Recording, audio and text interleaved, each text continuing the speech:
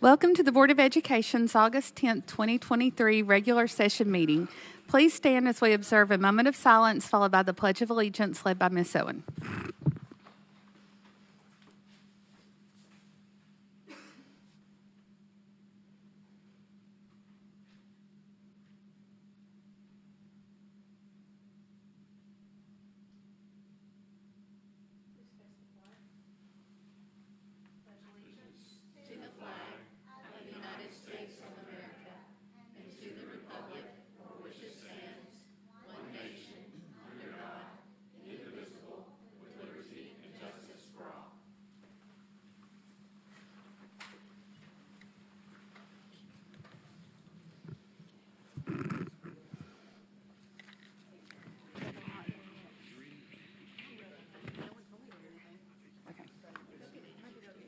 Okay. Board members, Ms. Coatney sent you an email today, but just a reminder that TSBA's Fall District East meeting is scheduled for Tuesday, August 29th in the Anderson County Clinch River Community School. Please let her know at your earliest convenience if you plan to attend. To those in attendance tonight, we are glad you chose to attend this evening, but please note that elevated noise makes it difficult for us and the people around you and those viewing from home to hear. If you need to have discussions with each other, we ask that you step outside of the room to do so. And also to board members and staff, just a reminder to please speak into your microphone when you are voting or speaking this evening. Also, I believe some of our monitors are not working. Is that correct? Are they all not working? None of our monitors are working. But there are paper agendas outside in the lobby. One other item I asked Mr. Duplor to discuss, because we did discuss this, or I did at Monday's meeting, about some recent advice I had gotten from the law department in following Robert's rules, which this board has chosen to do. So, Mr. Duplor, could you speak briefly to that? Yes, thank you, Madam Chair. So, Monday night, as you stated, there was some. I mean, you had some questions about Robert's rules, and you had checked with the law director, David Book, and I went back and researched before tonight to look and see when the board made the last decision with regard to Robert's rules, and that was December of 2018. And what happened at that time was the board had a very modified, probably a hybrid type of Robert's rules that was mixed with a lot of traditional ways that the board did things, including personal privilege. So at that board meeting, at the end of 18, personal privilege was abolished, and the board decided to more formally follow Robert's rules. And it's just, I mean, over the years, I don't think it's come up as far as any type of limits to debate, but there is and has been part of Robert's rules for quite some time. It's in the most current 11th edition, section 43. It talks about that unless there is some special rule relating to the length of speeches, a member having obtained the floor while a motion is pending can speak no longer than 10 minutes. That can be extended by the consent of the board itself, in other words, a vote. So that's the basic rule that we're talking about. All right, thank you, Mr. Duplor. As far as changes to the agenda, board members, you received an email yesterday noting that board policies on tonight's agenda were renumbered as requested by Ms. Owen at the work session. Also, Dr. Wilson, I understand that you may have requests regarding policy I-121. Is that correct? Yes, ma'am. Actually, today in review with our secondary counseling department, we noticed that a change that we had actually discussed way back in the spring had not been made yet in this policy. It's not super time sensitive, so we're okay with just pulling it for tonight since we have policy review coming back up August 20th, I believe it is, and reviewing it at that time. It's really just a deletion of a sentence, but we're happy with pulling it for tonight. Thank you. Mr. Watson? Thank you, Madam Chair. My apologies for not being here on Monday night, but I was dropping my son off at his post-secondary opportunity in south of Nashville, so my first leaving the nest, as it were. Pretty emotional time, but I did go back and watch the meeting from Monday night, so to catch myself up for the discussion. And with that, just have a quick question for Mr. Dupler based upon the comments that were just made, just making sure I understand. So in section 43, it says no longer than 10 minutes. Is that per time that board member has the floor during that discussion, or is that total? Let's say one board member spoke 3 times during that discussion. Is that 10 minutes per time they have the floor, or is that total length of time? I read that as a total length of time per motion. So even still, a board member could take 10 minutes per motion, but it's total length of time per motion. Thank you. And then from a technical standpoint, in bodies that follow that rule, how would they typically monitor that time if it's total time over the course of the whole motion? If one board member speaks 5 times, like, how's that going down?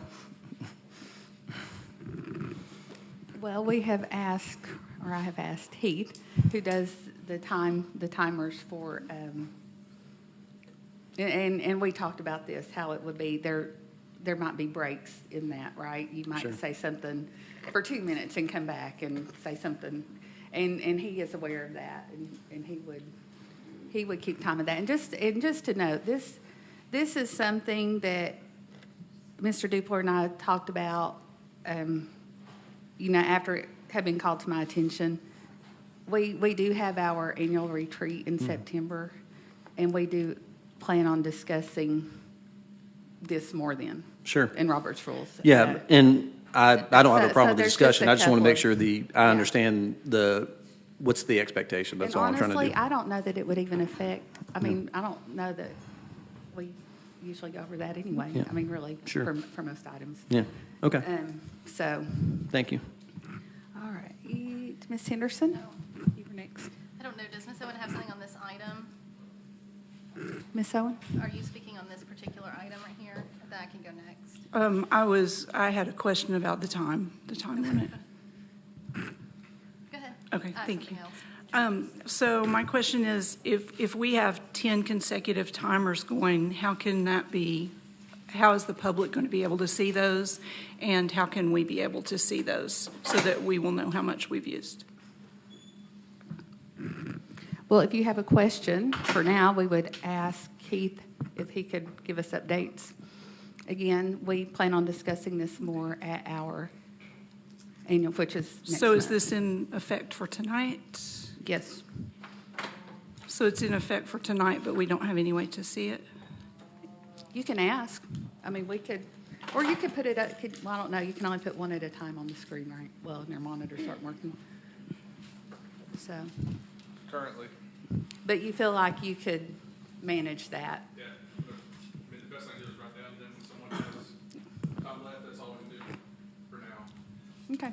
So we can't see everyone's timer, and the public can't see everyone's timers? And I'm gonna put it forward just like I would for someone there, So an individual one? just like, for Okay. someone on the, comes to speak, then I'll just have to write it down, Okay. then whatever's left, and then we'll just mark through it, at least until we have a better system set up. Okay, so we don't have a way to have 10 consecutive timers? Not tonight. Probably not tonight. Thank you. Ms. Henderson? Thank you, Madam Chair. I wanted to speak on other changes to the agenda. First of all, I wanted to thank, again, the Special Education Task Force for their work and recommendations that they brought to us on Monday. I think this work is so important to foster the much-needed change that we need within our school system. And thank you for volunteering your time and your efforts to better serve our students. I also wanted to thank Dr. Reiswick for putting this group together. I think this is what true leadership looks like, putting together an independent group to give an honest analysis of how we can do better. So thank you for your willingness to solve those problems. I was considering bringing a resolution tonight to the board to formally adopt these recommendations. However, instead of rushing into it, I have decided to wait until September to bring a resolution. I'll be circulating that language in the next few weeks to everybody. I think this task force has found what we all know is true and what courts have ruled, that far too long our most vulnerable students have lacked access to the full benefits of being a Knox County student. I think the culture of resistance that has been festered is totally unacceptable, and I believe this board needs to clearly state that our expectations going forward are that we demand a culture of excellence for every student, and especially those most vulnerable students. I think all of our students and children are made in the image of God, and we need to treat them and their parents with the utmost respect and love. I think we're in the business of educating the next generation, and we have no time to waste. I know as an adult, 1 year of my life isn't a huge time period, but when you're a student, that's a lifetime. It's a lot, it's a big percentage of their education. So I have this sense of urgency, and I sincerely hope everyone at KCS does as well. So I look forward to our discussion next month, and I want to again thank the task force for their thoughtful and honest recommendations. Thank you, Madam Chair. So just to be clear, you were going to bring a change. I was going to bring a change, but I will be doing it Okay. for next month's agenda instead. Thank you. So do we have a motion to approve the agenda? So a motion by Mr. Triplett, a second by Mr. Watson. Any discussion? All in favor say aye. Aye. Any opposed? Motion carries. All right, Dr. Reiswick, I think we have a special recognition. We know if they're here, did they make it? They're not. They're here. They're Yeah, here, they're okay. both say they're here. I saw them coming in the door. I'm actually going to turn it over to Dr. Wilson to give the background on it and to recognize. So thank you. Thank you, Dr. Oswick. Thank you, Madam Chair, members of the board. It's always exciting to get to highlight the great achievements in our district, and I'm very pleased tonight to welcome members of the Hardin Valley Academy Aero Hawks Club. The 22-23 school year was the initial year of competition for the Aero Hawks, and they had great success in a short amount of time. In May, Hardin Valley Academy's 2 teams were among 100 qualifiers for the American Rocketry Challenge in Virginia, out of 800 participating teams nationwide. This year's ARC competition tasked students with designing, building, and flying a rocket that would carry an egg as close to 850 feet as possible in 42 to 45 seconds. HVA's 2 teams finished 1st and 10th in that competition, and the first place team represented the United States in Paris during the International Rocketry Challenge, which was held at the Paris Air Show in June. That event included a presentation competition along with the flight altitude and duration goals, and HVA finished 4th. These are just 2 of the team's amazing achievements this year. The AeroHawks' success shows how great teachers and support from business and community partners can help high school students connect their classroom achievements with success and future pathways, whether that's through continued education and training or cutting-edge career fields like engineering and STEM. These are the types of activities and experiences that we hope to see expand across the district through our 865 Academies initiative. With that, I want to recognize the AeroHawks team members. I'm not sure if they're all here this evening, but I'd like to read all of the names and invite them to the podium if they are present, just so each participant gets the recognition they deserve. See the guys back here. Got some sliding in. Okay. So to begin, the team is coached by Hardin Valley Academy teacher Tim Smurl and the community coach commander Tony Alomar, who is retired from the U.S. Navy. Welcome, you guys. Come on up. We got them rolling in here, it looks like.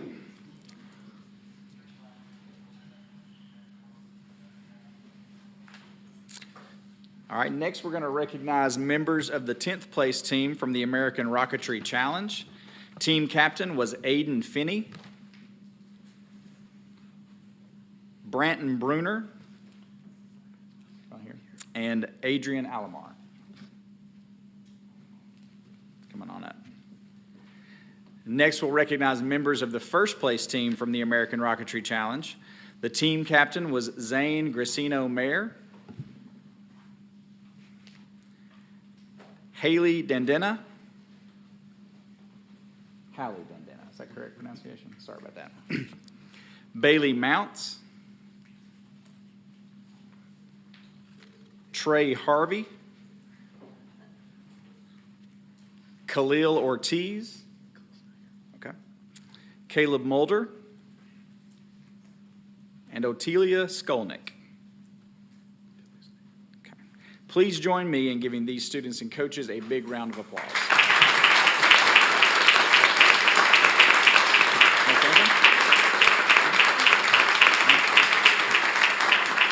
I assume we were going to get a few photos because we typically do, so I'll turn that over to Carly and let you organize. Yeah.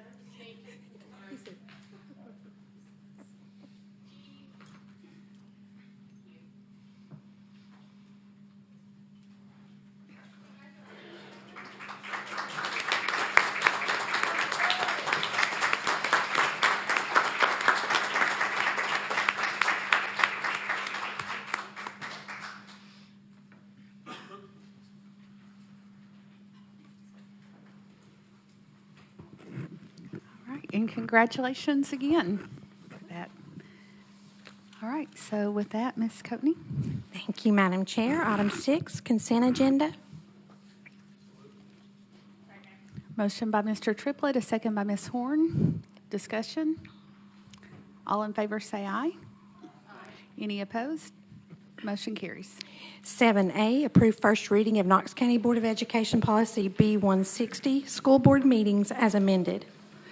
Make a motion to suspend the rules and adopt agenda items 7A through 7G on first reading and waiving second reading to bring these policies into compliance with recently adopted statutes. This shall include policies B160, E120, E122, I340, I341, J194, and J211. All right, so we have a motion by Ms. Owen, a second by Reverend Butler. Discussion. All in favor say aye. Aye. Any opposed? Motion carries. Item 7H, approve first reading of Knox County Board of Education Policy B180, public forum as amended. Motion by Ms. Horn, a second by Ms. Henderson. Discussion. All in favor say aye. Any opposed? Motion carries. 7I, approve first reading of Knox County Board of Education Policy C160, nepotism as amended with change of descriptor code to G162. Motion by Ms. Horn, a second by Ms. Henderson. Discussion. All in favor say aye. Any opposed? Motion carries. 7J, approve first reading of Knox County Board of Education Policy E191, school nutrition program charges as amended. Motion by Ms. Horn, second by Ms. Henderson. Discussion. All in favor say aye. Any opposed? Motion carries. 7K, approve first reading of Knox County Board of Education Policy I100, instructional goals and objectives as amended. A motion by Mr. Watson, a second by Mr. Triplett. Discussion. All in favor say aye. Any opposed? Motion carries. 7L, approve first reading of Knox County Board of Education Policy I-120, early college admission as amended. Motion by Mr. Triplett, a second by Ms. Henderson. Discussion. Ms. Horn. Madam Chair, is this the one that there was a question on, or is it the next one, 121? The next one, okay. Thank you. Mr. Triplett. Okay, so we have a motion by Mr. Triplett, a second by Ms. Henderson. Discussion. All in favor say aye. Any opposed? Motion carries. Item 7M has been withdrawn. 7N, approve first reading of Knox County Board of Education Policy I-130, work-based learning as amended. Motion by Mr. Triplett, second by Ms. Horn. Discussion. All in favor say aye. Any opposed? Motion carries. 7O, approve first reading of Knox County Board of Education Policy I-140, homebound instruction as amended. Motion by Mr. Triplett, a second by Ms. Henderson. Discussion. All in favor say aye. Any opposed? Motion carries. 7P, approve first reading of Knox County Board of Education Policy I-150, gifted and talented as amended. Motion by Ms. Horn, second by Mr. Triplett. Discussion. All in favor say aye. Any opposed? Motion carries. 7Q, approve first reading of Knox County Board of Education Policy I-200, class size as amended. Motion by Mr. Triplett, second by Ms. Henderson. Discussion. All in favor say aye. Any opposed? Motion carries. 7R, approve first reading of Knox County Board of Education Policy I-211, selection of instructional materials other than textbooks as amended. Motion by Mr. Triplett, a second by Ms. Horn. Discussion. All in favor say aye. Any opposed? Motion carries. 7S, approve first reading of Knox County Board of Education Policy I-450, public charter schools as amended. Motion by Mr. Triplett, second by Ms. Henderson. Discussion. Dr. Wilson. Thank you, Madam Chair. S actually should be included in the first read only items. There is an August 1 deadline for our policy to be adjusted to include that intervention language. So that would be one that should have been probably stacked at the front as well. Mr. Dupler. I was going to say the same thing. I talked to Ms. Teresa Nixon about it this afternoon, so yes. So, to approve on first reading. So we have a motion to approve on first reading by Mr. Triplett, a second by Ms. Henderson. Discussion. All in favor say aye. Any opposed? Motion carries. 7T, approve first reading of Knox County Board of Education Policy J201, random searches for dangerous weapons, drugs, and drug paraphernalia as amended.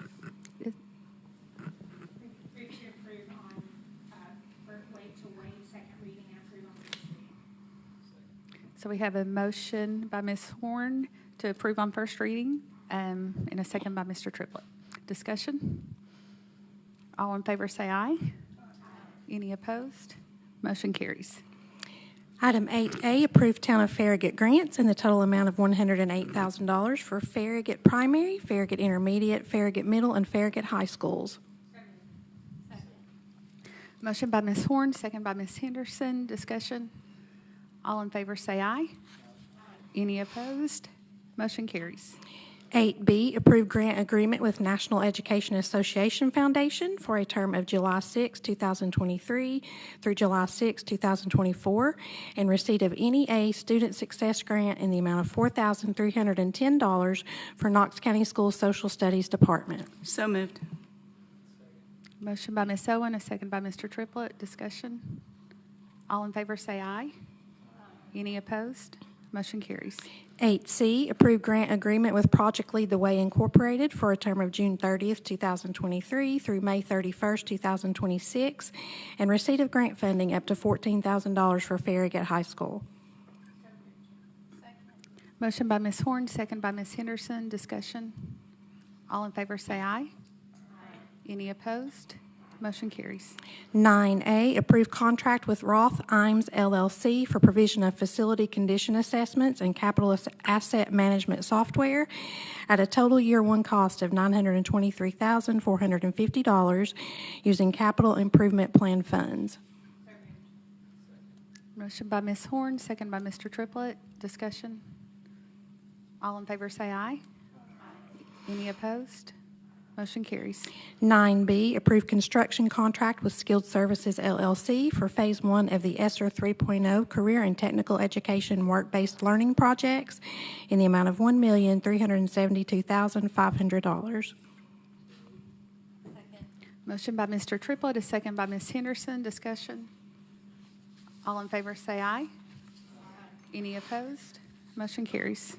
9C, approve an increase to design contract with Thomas Caldwell Architect up to $30,000 for costs related to additional work on the Gibbs High School Stadium project.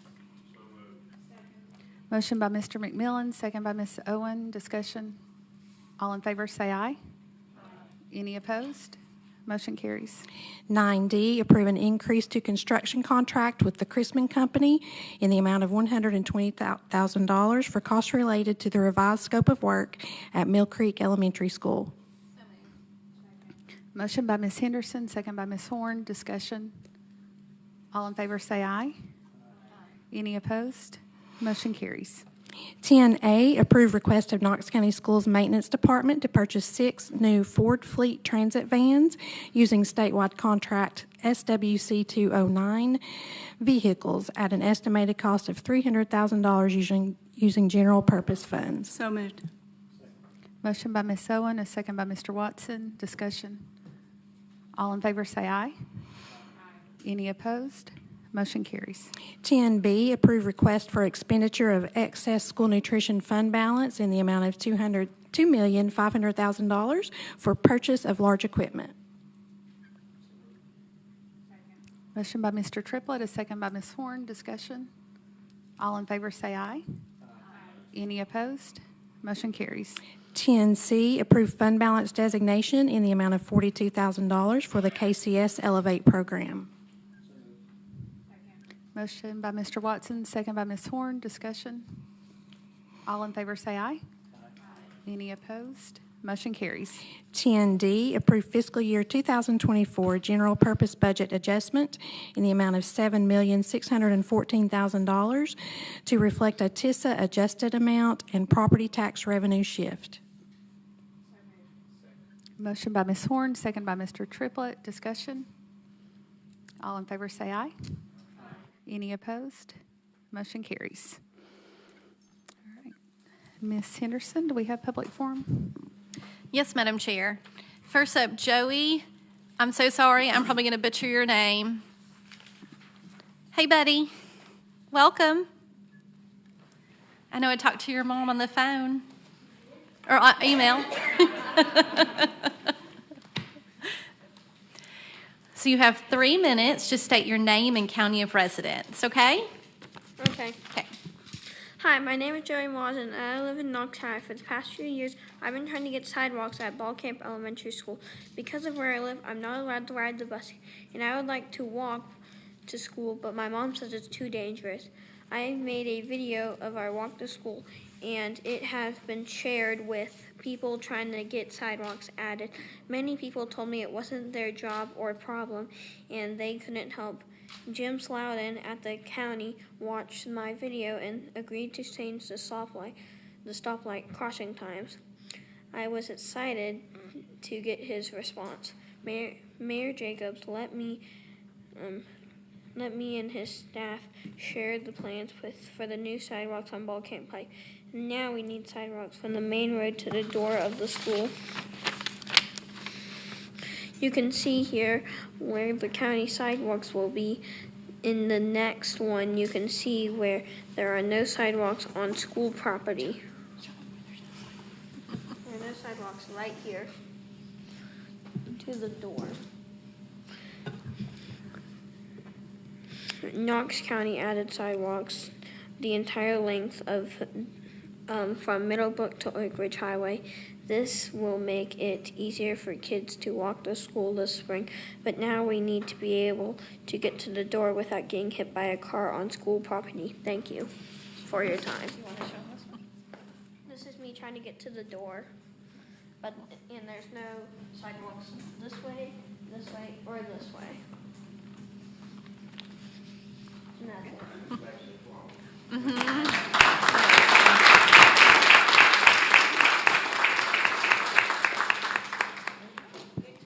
Thank you so much for coming and for advocating for your community, too.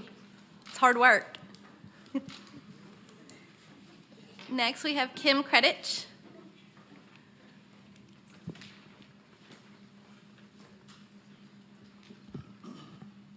Hi, I'm Kim Kredich. I live in Knox County. I am here to formally say adieu. I don't see myself speaking in front of the Knox County Board of Education. I'm thrilled, and I think you might be as well. I wanted to come back one last time after I was here on Monday to say thank you. I wanted to say a special thank you to Dr. Ryswick for creating that task force. I was somewhat overwhelmed with the thorough job that they did. And as you all know, now this is a different board than a lot that I've spoken to, but back in the day, about maybe 10 years ago, something like that, parents were promised that the board would do a workshop on IDEA and basically the board's policy. And that never happened. I checked with Amber Roundtree after a year. I checked with Lynn Fugate after 3 years. And it was really discouraging. I felt that if the board just really took some time to have presentations just about the basics of their board policy, which is IDEA and ADA, it would help foster a lot of improvement. Well, I would like to say that I view that task force as somewhat of a surrogate to your board, sort of like an advisory committee, and I hope that their final recommendation is taken very seriously to keep that going for your board and future boards to have that very specific focus on special education and hopefully making Knox County what I think it can be, which is a model district for serving all children, including those with disabilities. What am I going to do with all my time now that I won't be volunteering at IEP meeting after IEP meeting? I still have a few more in hopes that we can give the task force recommendations time to be implemented. But I wanted to say that I will be, going back to music, which was my intended career, and the arts, but also advocating for employment within Knoxville, because my husband and I, God and UT willing, plan to stay here for the rest of our lives, UT Athletics, that is. And I've always fought for a community being diverse and inclusive, and I just wanted to let you know that if there's anything I can do to serve Knox County schools in the transition to helping employ your students coming out with disabilities, please call on me. I believe the foundation is education, and that leads to inclusive employment. So adieu, and I'm passing the torch to another generation of parents, and I want to, again, thank you. Thank you. Michelle Meehan. Michelle. Welcome, Michelle. Just state your name and county of residence. I assume, am I supposed to be keeping the timer? Or is it doing the... Okay, never mind. Are you doing the timer since it's not Oh, I didn't see that, sorry. Okay. I'm sorry, go on. Oh, that's fine. Good evening, my name is Michelle Meehan, and I'm a resident of Knox County. My son, Max, is a second grader who receives special education services through Knox County Schools. I'm here tonight to comment on the recent Knox County Schools Special Education Task Force recommendations. First, I would like to applaud the task force for their diligent and thorough work regarding special education and KCS. Their recommendations are spot on. I would also like to thank the members of the Board of Education and Dr. Ryswick for putting together a parent-teacher-led task force, surveys, and focus groups to look for the problems within KCS. It speaks loudly that this board is seeking continuous improvement for all children. I would like to speak directly about recommendation number 2, which pertains to bringing in an expert in inclusion and providing the teachers and administrators with the support and resources they need. The task force recommended that the Board of Education act swiftly. As a parent of a child who receives special education, I am kindly asking the Board of Education to please implement this recommendation and move quickly. Please bring in the outside experts who are qualified. Children with intellectual disabilities are already behind. They will not be best served if these recommendations are delayed. It was mentioned in the last work meeting that it took KCS a long time to get here, and no quick fixes were going to solve these problems. I would kindly suggest starting by simply following the federal law in its most basic form. And inclusive education prepares the child for life beyond the school years. Also, please move swiftly on developing methods for recognizing, rewarding, and retaining high-performing SPED teachers and staff, including the gen ed teachers who have inclusive classrooms. Finally, I would like to take this moment and see it as a turning point for KCS and KCS SPED parents to work together and collaborate to move forward in support of the work that the task force has accomplished. I have hope that this is the end of an era where SPED parents often felt distrust and hurt by the system. We need the supports the Board of Education can enact. Many families relied on an outside source for help. A dear friend of mine and legendary advocate, Kim Credich. Kim is retiring from the KCS advocacy space. She has helped hundreds of families, including mine, navigate and understand Knox County Schools SPED world. She has dedicated thousands of hours for free so the city she loves and call home, Knoxville, is a community that values all individuals and all abilities. Thank you for your time. Thank you, Michelle. Allison Pasternak. Welcome, Allison.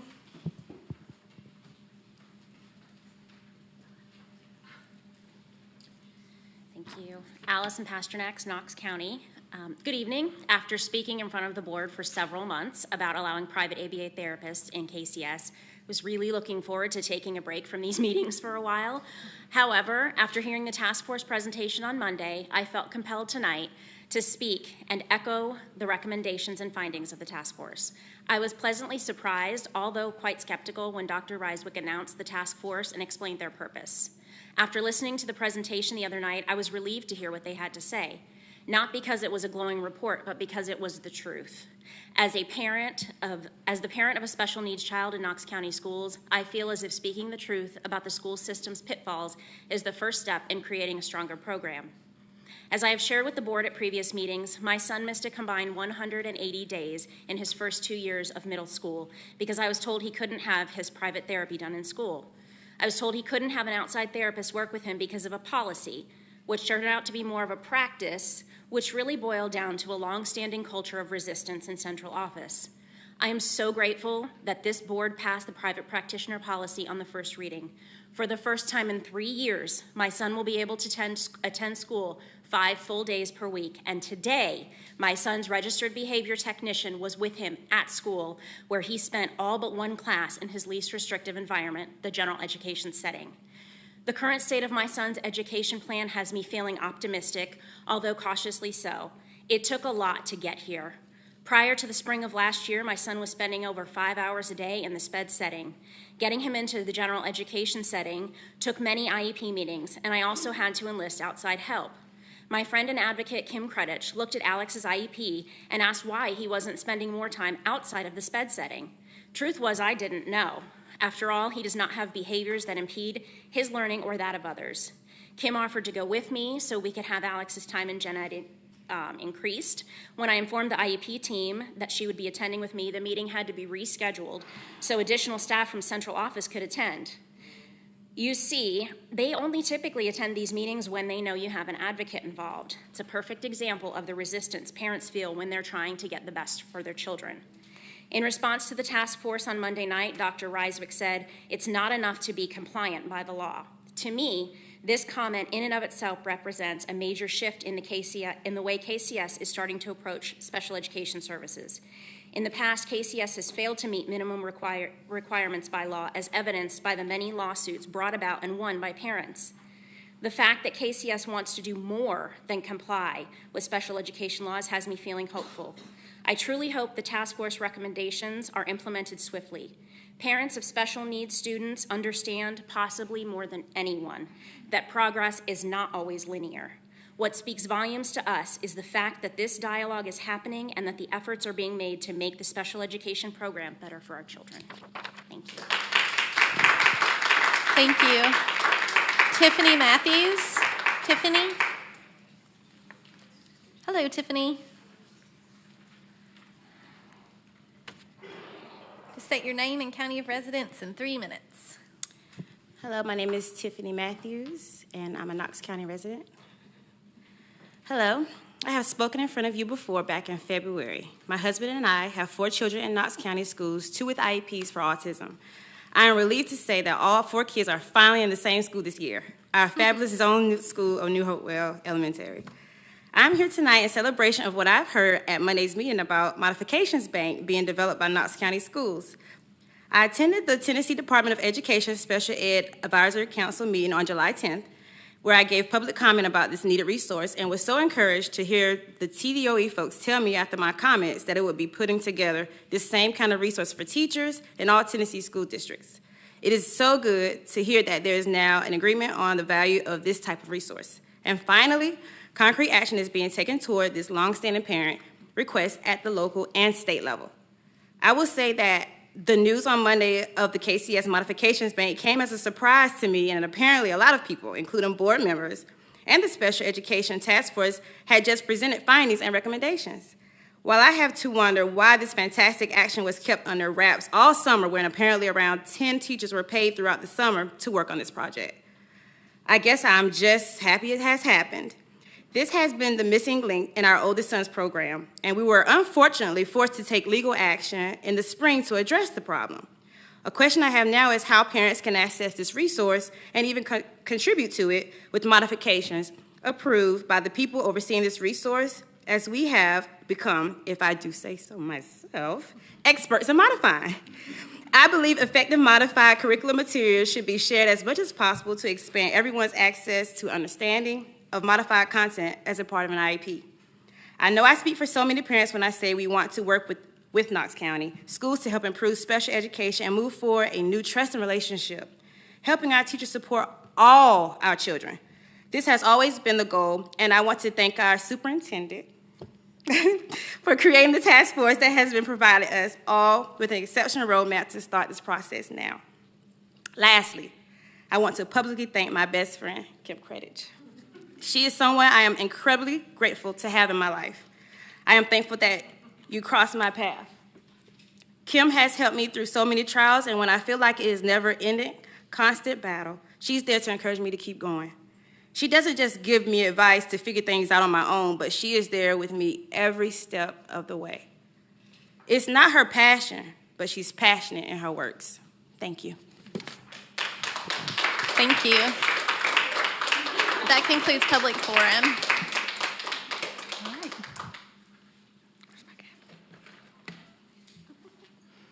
Meeting is adjourned.